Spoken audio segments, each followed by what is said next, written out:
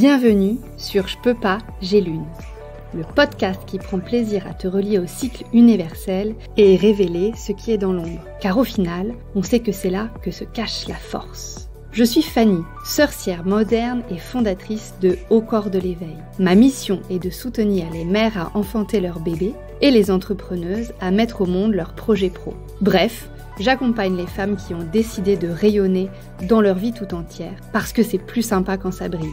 Installe-toi confortablement avec ton infusion de plantes préférée, ton grimoire et ta plume pour prendre des notes. C'est parti pour échanger sur nos meilleures formules de sorcières. Hello, chère apprentie sorcière. Je suis ravie de te retrouver dans ce 4e épisode du podcast Je peux pas, j'ai lune. J'espère que le 3e épisode t'a plu et que tu as pu pratiquer la guidance proposée. As-tu déjà constaté des changements ? Pour rappel, le 3e épisode venait mettre en lumière les mécanismes relationnels nommés communément bourreau, victime, sauveur.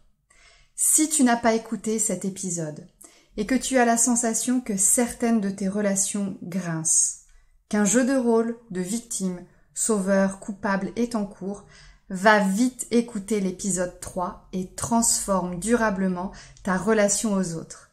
Sors de ce triangle dramatique et attire uniquement les belles personnes à toi. Au passage, laisse-moi un petit mot en commentaire du podcast. Ça nous nourrit tellement d'être en lien. Aujourd'hui donc, on se retrouve autour d'une autre thématique qui me tient très à cœur, car elle a changé ma vie. Bienvenue dans l'épisode 4, Ton corps te parle, sais-tu pourquoi, comment, sais-tu l'écouter ? Je me fais au cours de ce podcast la traductrice de ton langage corporel. Mais tout d'abord, de quoi s'agit-il exactement ? Pour nous, occidentaux, le langage corporel est comme une langue étrangère, et même pire, comme une langue dont on ne connaît même pas l'existence. Heureusement que les généralités ne sont pas bonnes à entendre et que parmi nous, certains savent écouter et comprendre cette langue. Et que la mondialisation a de ça d'intéressant, l'accès au savoir de toutes les cultures et leur vulgarisation. Alors justement, poursuivons ensemble cette vulgarisation. Mais avant cela, je t'emmène avec moi dans mon passé. Petite, je me souviens être un peu casse-cou, mais pas trop. Je savais m'arrêter avant de me faire mal, et surtout, si j'avais mal quelque part, je m'assurais d'avoir les soins nécessaires. Souvent de la bobologie. Je n'oubliais jamais une petite blessure, et j'en prenais soin, jusqu'à sa guérison. J'ai aussi pratiqué la gym et la danse, avec là encore une préférence pour la danse, car j'y trouvais moins de contraintes corporelles et plus de fluidité et d'expression corporelle. Par la suite, en grandissant, je me suis connectée plus profondément à mon corps, et ses mots, M-O-T-S, en vivant du stress, de la fatigue et aussi les différentes phases de mon cycle menstruel. Au sujet de ce dernier, je nous réserve un épisode entier, ou peut-être même 2. Nous y reviendrons plus tard. Petit à petit, en me connectant aux choses peu agréables qui se passaient dans mon corps, plutôt que de les fuir, j'ai remarqué que les choses changeaient en moi, vers plus de confort, plus de sensations agréables. J'ai aussi repéré qu'il ne suffisait pas seulement d'une seule fois, mais bien d'un lien très régulier avec les sensations corporelles pour que perdure un bien-être intérieur. Étant complètement autodidacte sur le sujet, ma constance relationnelle avec mon corps n'était pas évidente. À 16 ans, j'ai débuté le yoga et je me rappelle très bien de cette première expérience. J'avais détesté. Je ne comprenais pas comment on pouvait se détendre en étant allongé sur du carrelage froid et comment on pouvait se détendre et respirer dans la posture statique en étant stressé avec un mental hyperactif. J'ai même dit à la fin du cours c'est n'importe quoi de dire que le yoga traite le stress. Il faut apprendre avant d'être stressé pour avoir l'outil en cas de besoin. Bon, j'avais 16 ans. Dans tous les cas, ma curiosité et mes pratiques corporelles m'ont permise de créer très tôt un lien fort avec mon corps, et surtout avec son langage. Je m'arrête quelques instants sur ceci. Il me semble que trop souvent, on réduit les choses dans des expressions toutes faites, comme par exemple « prends soin de ton corps »,« habite ton corps », etc. Phrases qui viennent cacher pour moi beaucoup plus de profondeur et de subtilité. Être en lien avec son corps et ses sensations demande du temps, de la patience, de l'accueil, de l'empathie, de la douceur, du non-jugement, de la lenteur. Bref, de l'amour avec un grand A. Commençons par le début. Pour moi, le langage corporel correspond aux sensations. Les sensations corporelles. À savoir tout ce qu'on sent dans le corps, comme par exemple des picotements, des tiraillements, la chaleur, la fraîcheur, le vide, le plein, les gonflements, le resserrement, les pincements, la faiblesse, la légèreté, les écrasements, etc. Toutes ces sensations peuvent être vécues comme agréables ou désagréables. Mais la question n'est pas là. Avant même de ranger dans une case la sensation que tu perçois là maintenant dans ton corps, reste justement dans ta sensation. Si tu ressens quelque chose dans ton corps, et tu ressens forcément quelque chose, car il n'y a pas une seconde qui passe sans qu'il se passe quelque chose dans ton corps, justement. Petit aparté, si tu penses que tu ne sens rien, ou que tu ne peux rien sentir, c'est seulement une croyance, car il y a forcément des sensations corporelles, là, en ce moment, dans ton corps. Cependant, si tu as la sensation de ne rien sentir, c'est que tu n'as plus de réseau, comme si ça captait mal. Il faut donc rétablir la connexion. C'est comme si le tuyau était bouché faute d'utilisation. Voilà, donc revenons à la sensation. Même si elle est minime, écoute-la, sans la classer dans la case « j'aime, j'aime pas, agréable, désagréable ». Cette sensation dans ton corps, c'est justement la voix de ton corps. Il te parle là, juste là. Alors oui, ça pince, ça pique, ça brûle, ça fourmille.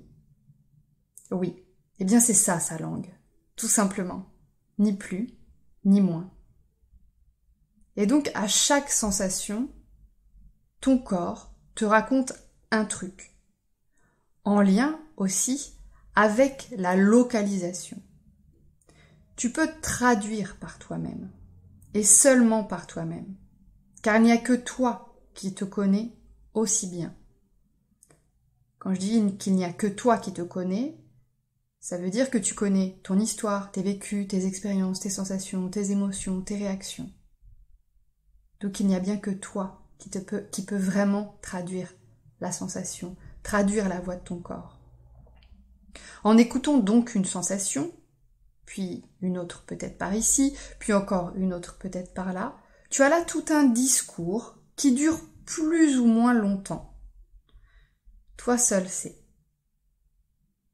Suite à ces informations, que tu vas donc recevoir de ton corps, tu pourras décider d'agir ou de ne pas agir.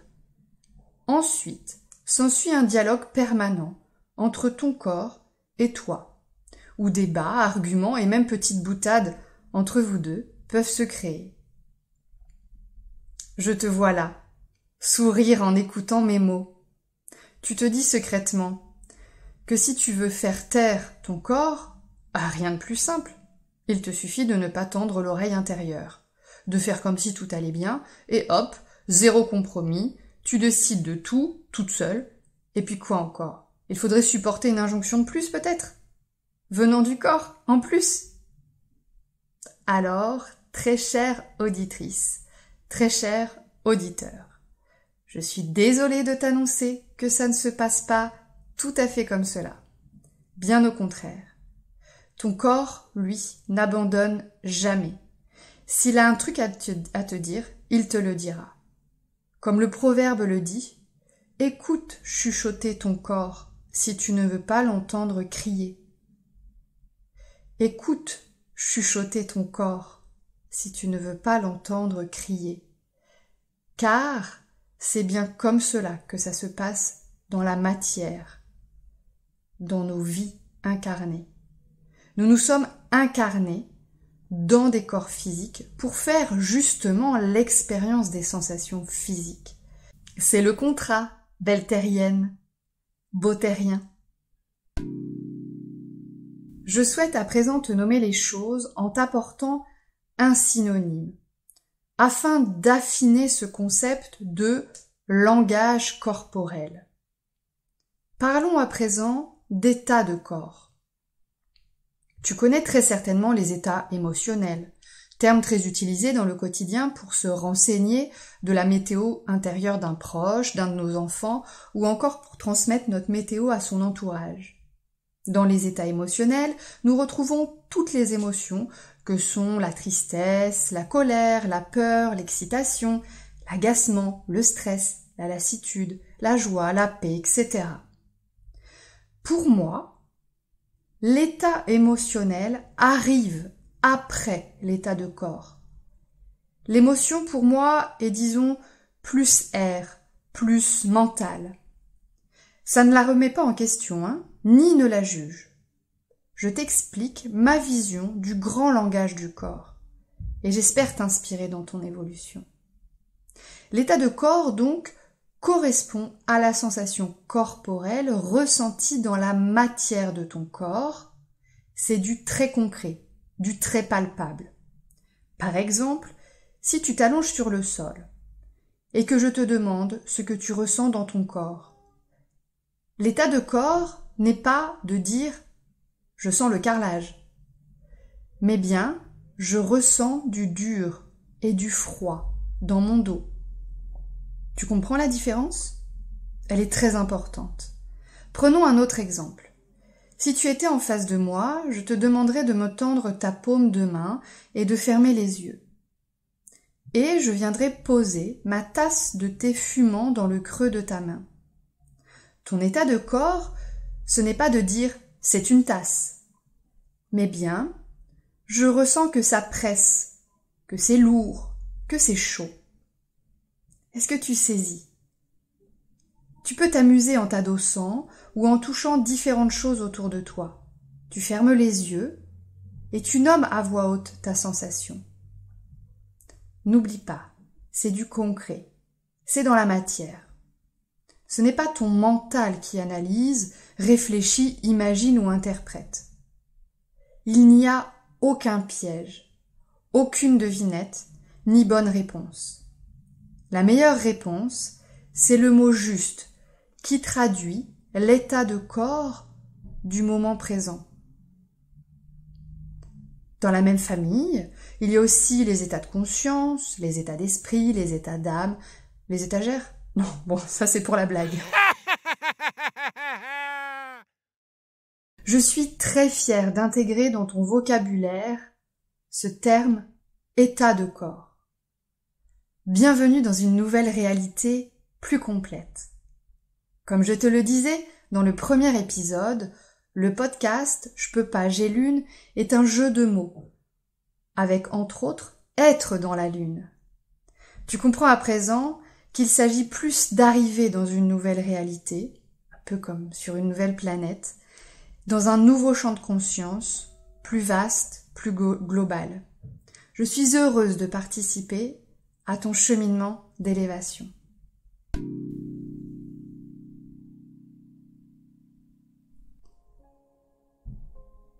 Passons maintenant à la pratique. Installe-toi dans un endroit confortable, en posture assise ou semi-allongée. Prends le temps de t'installer et pour cela, tu peux faire pause sur le podcast et le reprendre une fois que tu seras prêt, prête.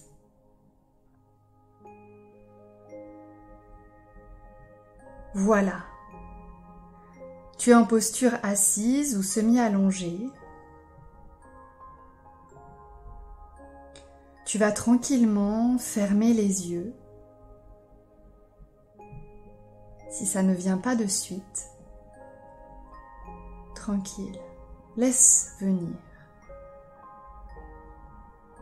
Essaye simplement de baisser légèrement les paupières, quitte à laisser un tout petit trait de lumière.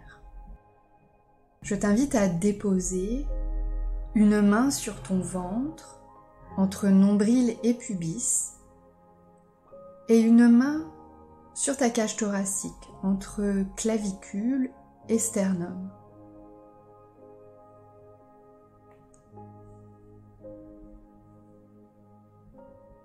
Respire. Continue à respirer comme tu le faisais à présent.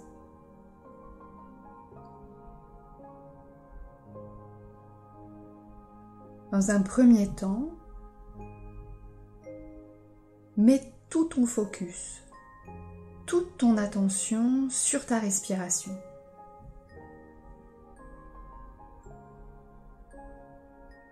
Ne la change pas, ne l'accélère pas ou ne la ralentis pas, laisse-la être comme elle est, là, maintenant.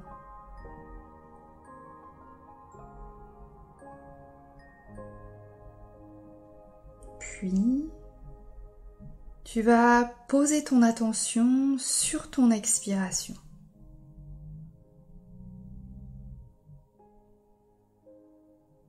Et à chaque expiration, tu vas te laisser te déposer sur tes points d'appui. Les ischions, les fessiers, le bassin tout entier, les cuisses, le dos, tout le dos, peut-être la nuque, la tête, selon la posture que tu as choisie. Voilà, expire et laisse-toi te déposer au sein de tes points d'appui du corps en contact avec ta chaise ou ton fauteuil. Voilà, à chaque expire, c'est comme si tu glissais pour venir encore plus contre tes points d'appui. Voilà, comme si le corps s'autorisait enfin à se déposer pleinement sur ta chaise, sur ton fauteuil.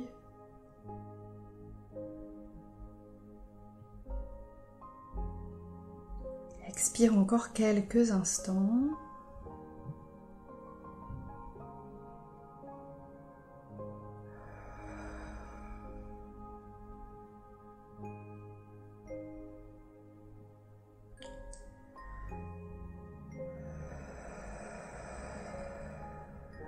Puis, tranquillement, viens porter ton attention sur l'inspiration.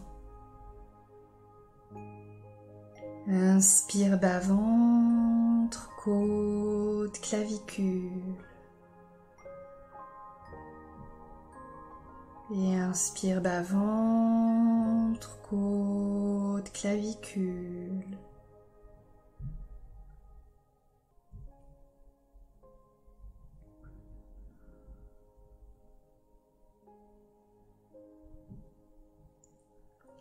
Puis viens lier tes deux respirations.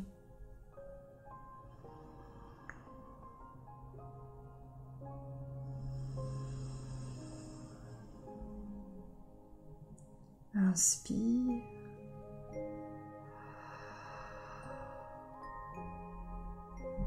Expire.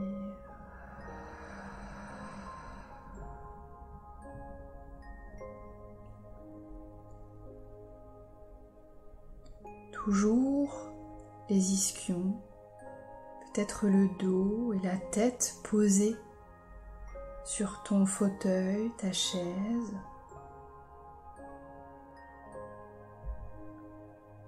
Viens prendre conscience de ton corps, de la tête aux pieds, devant, derrière et les côtés. Perçois au loin, subtilement, ton inspire et ton expire profonde.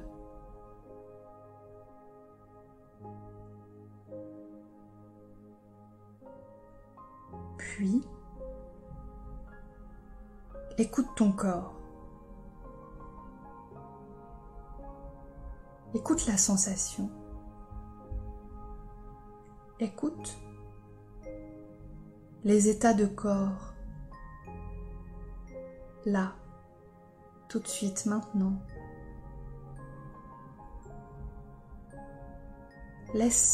Autorise la voix de ton corps.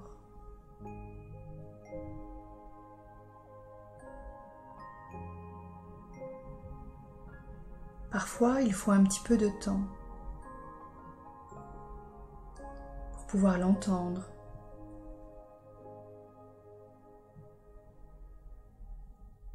Et dès que tu ressens quelque chose dans ton corps, une sensation corporelle, un état corporel, plonge dans cette sensation au lieu de la fuir.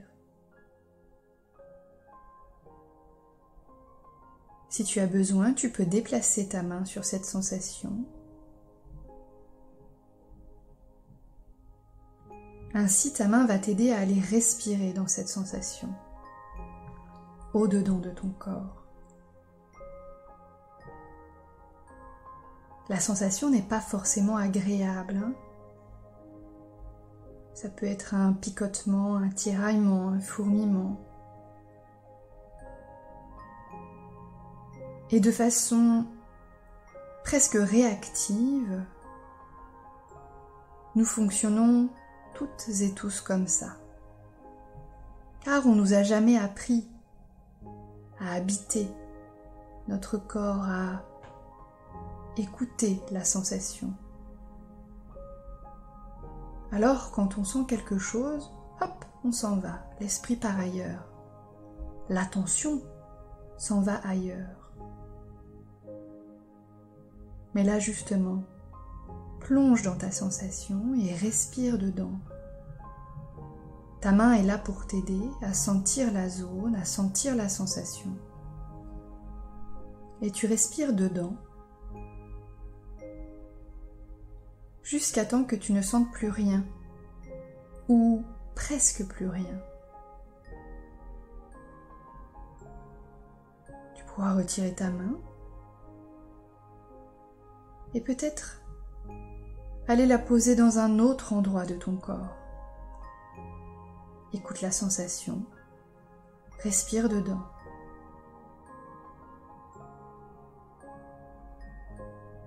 Et ainsi de suite. Amuse-toi à suivre les différentes sensations dans ton corps. Quand l'une s'apaise, peut-être qu'il y a une sensation qui vient dans un autre endroit du corps. Inspire, expire toujours tranquillement, paisiblement et ose aller respirer dans ta sensation.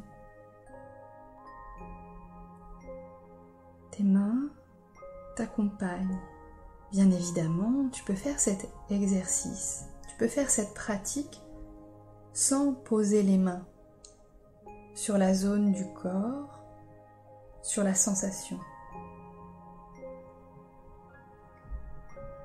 Il se peut tout à fait également que tu retournes dans une sensation dans laquelle tu as déjà été, dans une zone du corps dans laquelle tu as déjà été. Il n'y a pas de recette. Ce qui est juste, c'est ce qu'il se passe là maintenant. Amuse-toi à suivre ce fil, comme un fil de discussion. Et toi, tu te mets à la hauteur de ton corps. Tu viens dans son langage, lui répondre en allant respirer dans l'endroit.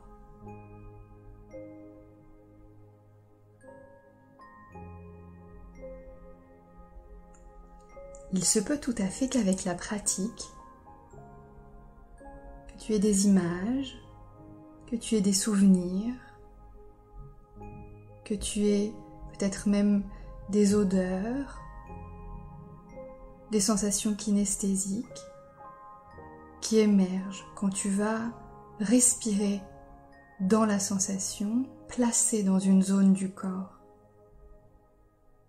C'est tout à fait ok. Ne t'accroche pas. Reste là dans la sensation corporelle Et sache que, à la suite de cette pratique, tu pourras prendre en note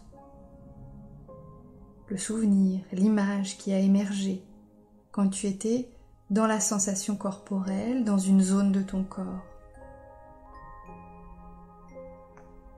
Et s'il n'y a pas d'image, s'il n'y a pas de souvenir, aucun problème. Ce n'est pas une mauvaise chose. Ce n'est pas une bonne chose, c'est juste. Voilà, c'est juste ce que tu vis là. Et c'est juste.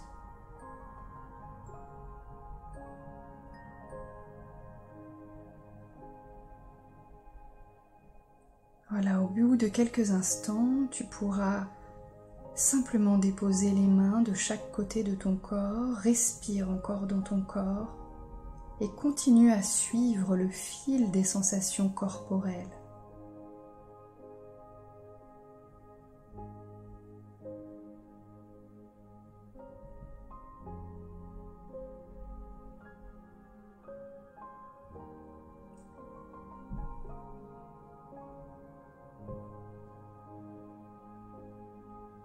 Ne te laisse pas embarquer dans le sommeil, mais continue à suivre.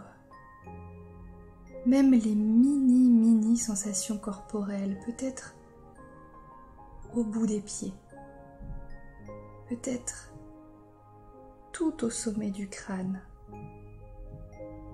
Des petites choses très subtiles.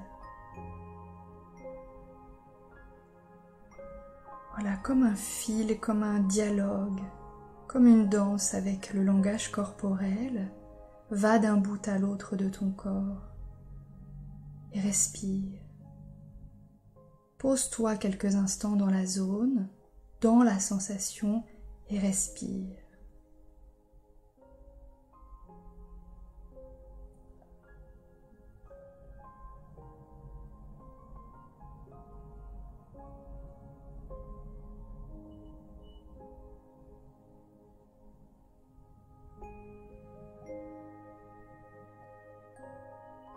Et tout doucement, je te propose de lâcher cette dernière sensation corporelle avec laquelle tu étais, avec laquelle tu respirais. Prends conscience de ton corps, de la tête aux pieds, face avant, face arrière et les côtés.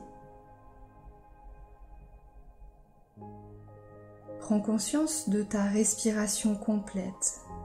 Inspire, bas-ventre, côte, clavicule. Expire, relâche le corps jusqu'au point d'appui. Prends conscience de ta posture sur ta chaise, sur ton fauteuil.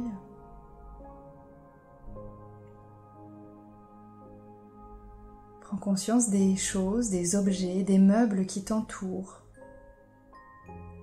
Remémore-toi les couleurs de cette pièce dans laquelle tu es ou de ce lieu dans lequel tu es.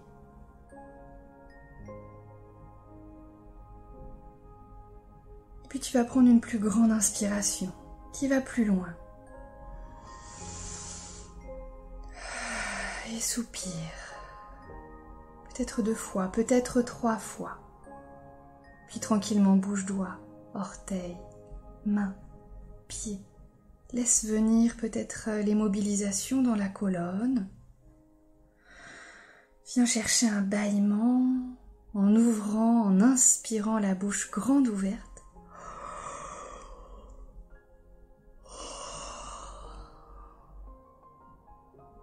Voilà, en allant ouvrir la gorge tout au fond.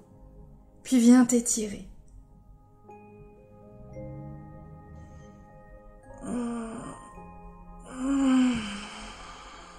Et tranquillement, laisse les paupières s'ouvrir, laisse la lumière, les couleurs revenir et s'imprimer sur ton écran oculaire. Observe autour de toi. et merci. Merci pour cette pratique. À présent, je te propose d'intégrer dans ton quotidien un temps de prise de température. Viens observer ton état de corps du moment, juste comme ça, juste comme ce que l'on vient de faire. Et chaque jour, poursuis l'expérience, sans oublier les prérequis du début, nos jugements, que du love. Au fur et à mesure, ta connexion avec la voix de ton corps va être de plus en plus bonne. Tout sera plus clair. Fini les larcènes. Ça, c'est la première étape. Et je ne te cache pas que la deuxième étape n'est pas la plus facile. Car il va arriver un temps où tu auras l'impression que ton corps passe son temps à te provoquer des sensations désagréables, voire douloureuses, et même de plus en plus fortes. Il se peut que tu regrettes le temps où tu n'entendais rien. Oui, je sais. Mais tu ne peux plus faire machine arrière à partir de ce moment-là. Sois patient, patiente. Poursuis ta connexion à tes états de corps. Il a plein de trucs à te raconter, depuis le temps qu'il attendait que tu lui tendes enfin ton oreille. Dans cette étape 2, prends le temps vraiment d'accueillir chaque sensation avec amour, avec gratitude. La troisième étape, elle, est plus soft. C'est un peu ta vitesse de croisière. C'est le moment où tu vis au quotidien avec une douce attention permanente, ou quasi, aux états de corps, et où tous les deux vous entretenez un dialogue fluide, doux et sécure. Cette étape est fort agréable à vivre. Tu peux te sentir entière, entier, uni, et ne faire qu'un avec toi-même. Mais, comme rien n'est jamais acquis, et que personne n'est pas parfait, pas même moi, je te l'assure, tu peux retourner par l'étape 2. Dans notamment les moments où tu te déconnectes trop longtemps ou trop fortement de ton corps. Ça peut arriver, nos quotidiens ne sont pas toujours zen, et c'est dans ces moments-là que l'on retourne par l'étape 2. C'est pas nous qui décidons. Et là, tout d'un coup, ton corps, il peut parler plus haut, pour que tu reviennes plus vite à lui. Car lui, il a trop peur que tu repartes avec une déconnexion. Alors à ce moment-là, ne sois pas dans ton mental. Reviens vite à ton corps. Pour que l'équilibre revienne, pour que le dialogue fluide entre toi et ton corps, grâce à la sensation et grâce au souffle, revienne. La clé, c'est de trouver des moments privilégiés pour contacter ton corps, comme par exemple, chaque matin avant de te lever, chaque soir avant de t'endormir, ou bien chaque fois que tu t'assois sur un siège, ou chaque fois que tu te retrouves seul, ou encore chaque fois que tu es debout face à un plan de travail pour cuisiner, par exemple, etc. Trouve tes moments. Et au début, planifie-les. Vraiment. C'est un contrat que tu passes avec toi-même. Comme un défi. Chaque matin et chaque soir, par exemple, tu te choisis ce moment-là, pendant quelques minutes, et tu refais la pratique que nous venons de faire. Au bout d'un moment, ils seront ancrés, comme des douces habitudes de vie, au même titre qu'une douche ou qu'un brossage de dents que tu n'as pas besoin de planifier. Dans tous les cas, je te souhaite vraiment une très belle connexion à tes états de corps.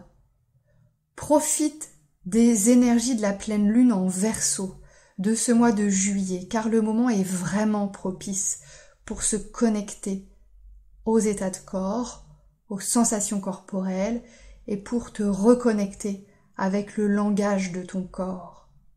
Encore une fois, il a beaucoup de choses à te raconter. Et plus le lien sera là, plus le lien sera fluide, plus les choses seront faciles dans ta vie. Car finalement, ton corps est là pour te guider vers ce qui est bon, ce qui est juste, ce qui est synchro avec toi. Écoute-le. C'est très précieux. N'hésite pas à refaire la pratique proposée juste avant. Et moi, je te dis à dans 15 jours. Et en attendant, prenons soin de notre corps. À tout bientôt.